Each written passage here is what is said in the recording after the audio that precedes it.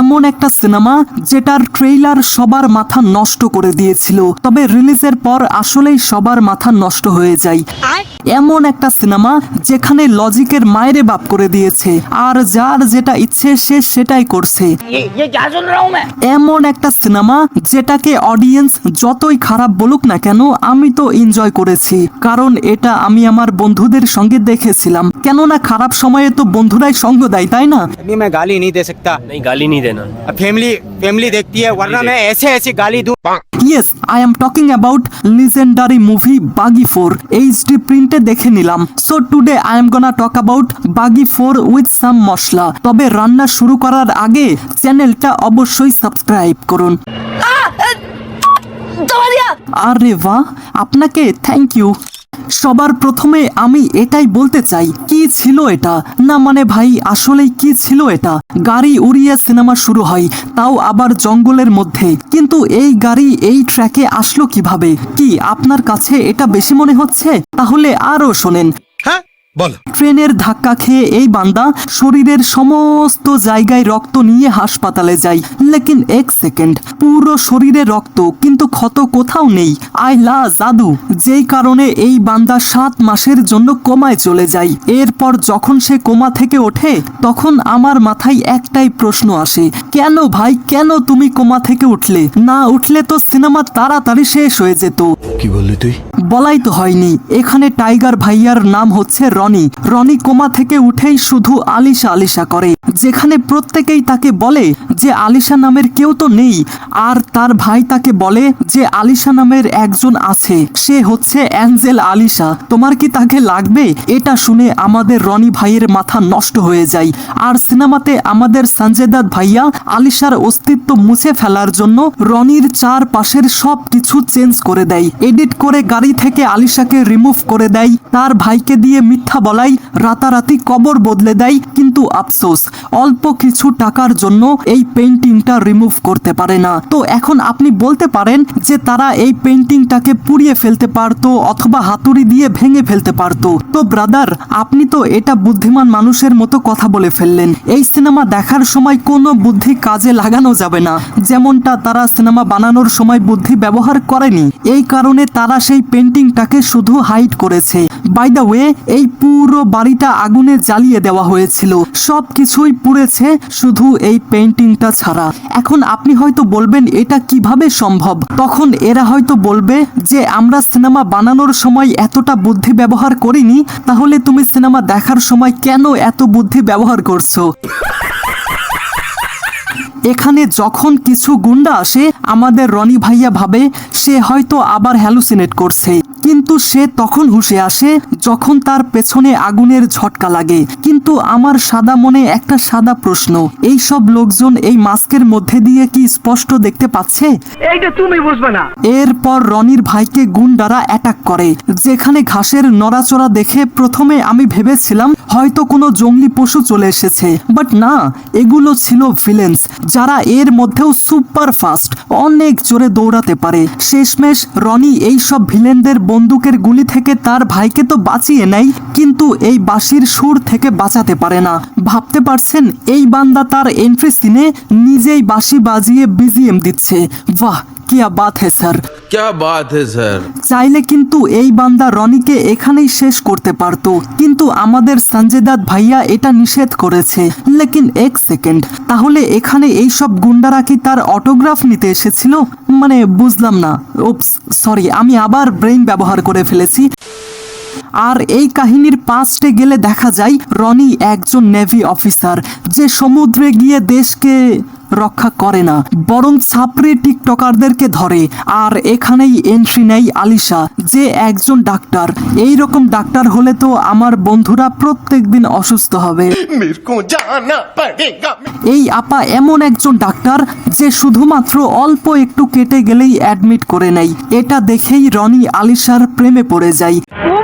এখানে গুন্ডারা রনিকে বন্দুক তাক করে, তখন আলিশা টিকটকারদের ব্রেইন ব্যবহার করে এবং গুন্ডাদের বন্দুক তার মাথায় ঠেকিয়ে নেয়, যেই কারণে গুন্ডারা সিতে মূর্খ হয়ে যায়। You know what I mean. वाह दीदी वाह दीदी नहीं नहीं दीदी वाह दीदी मतलब व्हाट इज এরপর এন্ট্রি নেয় চাকো ভাইয়া, যে অনেক ডেঞ্জারাস একজন মানুষ, কিন্তু কিভাবে হয়েছে এটা জানি না, সেটা নিজেরা নিজেদের হিসেবে ভেবে নেন, ঠিক আছে? আর যদি ভাবেন রাতারাতি কবর কিভাবে বদলে ফেলেছে, সিসিটিভি থেকে আলিশার ফুটেজ এডিট করে রিমুভ করে দিয়েছে, এটার কোনো এক্সপ্লেনেশন আছে? তাহলে ইউ আর রং, এটার কোনোই এক্সপ্লেনেশন নেই। কেন? কেননা এই সবের জন্য তো ব্রেইন ব্যবহার করতে হয়, তাই না? আর এত ভয়ঙ্কর কাজ মেকাররা স্বপ্নেও ভাবে না। আর এদিকে চাকর একটা গার্লফ্রেন্ড ছিল আভান্তিকা, যেই আপা দেখতে একদম আলিশার ফটোকপি, তবে বিয়ের দিন সে পটল তোলে। এই কারণে চাকর সিদ্ধান্ত নেয় তার গার্লফ্রেন্ডের মতো দেখতে আলিশাকে বিয়ে করবে। তো এখন আপনি কি ভাবছেন, একজন মেয়েকে কিডন্যাপ করার জন্য কি করতে হবে? আমি বলে দিচ্ছি, অবশ্যই ট্রাক দিয়ে গাড়িকে ধাক্কা দিয়ে দিতে হবে। কি ভাবছেন, অ্যাক্সিডেন্টে নায়িকা তো মারাও যেতে পারতো, তাই না? তবে এটা কোনোভাবেই সম্ভব না, কেননা পরিচালকের দয়া আছে, তাই নায়িকা কোনোভাবেই মরবে না। আরে আমি বললাম না, এদের চিন্তা ভাবনা অনেক অ্যাডভান্স। আমরা যদি এমন অ্যাডভান্স লেভেলে ভাবতে চাই, তাহলে আমাদেরকে অবশ্যই টিকটকারদের মতো ব্রেইন ব্যবহার করতে হবে। गजब बेइज्जती है। ওকে, ব্যাক টু দ্য প্রেজেন্ট, যেখানে রনি আর এই বান্দার একটা ফাইট হয়। তবে রনি তাকে মারতে তো পারেনি, তাই তিনি দ্বিতীয় অপশন চুজ করেন, তার ফোনটা চুরি করে নেয়। আর এই দামি ফোনটা বিক্রি করলে 2-1 দিনের হাত খরচ তো হয়েই যাবে। छोटी बच्ची हो क्या?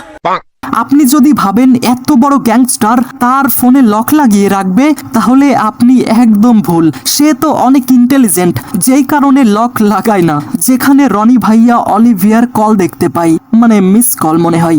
এরপর রনি ভাইয়া অলিভিয়ার সঙ্গে দেখা করতে যাই, তবে ইমরান হাশমির মতো দেখতে এই লোকটা অলিভিয়াকে মারতে আসে। এরপর এরা সবাই মিলে রান্না বাদ দিয়ে ফাইট শুরু করে। লেকিন এক সেকেন্ড, যদি এরা চাকর লোক হয়ে থাকে, তাহলে তো খাবারের মধ্যে কিছু মিশিয়ে দিলেই তো হয়। উপস, সরি, আমি আবার ব্রেইন ব্যবহার করে ফেলেছি। এরপর মারা যাওয়ার আগে অলিভিয়া বলে আলিশা এখনো বেঁচে আছে।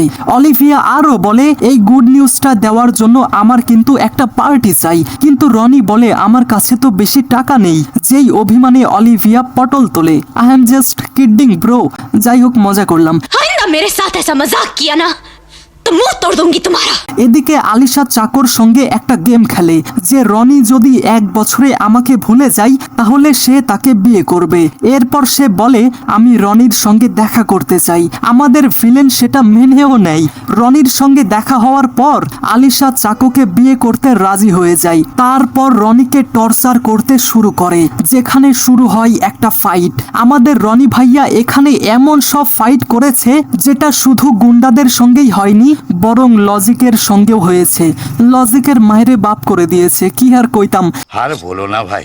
এরপর রনি ভাইয়া তার গার্লফ্রেন্ডের বিয়েতে বিনা নিমন্ত্রণে চলে আসে, যেখানে সবাই মিলে রনির পারফিউমের ঘ্রাণ নিতে থাকে।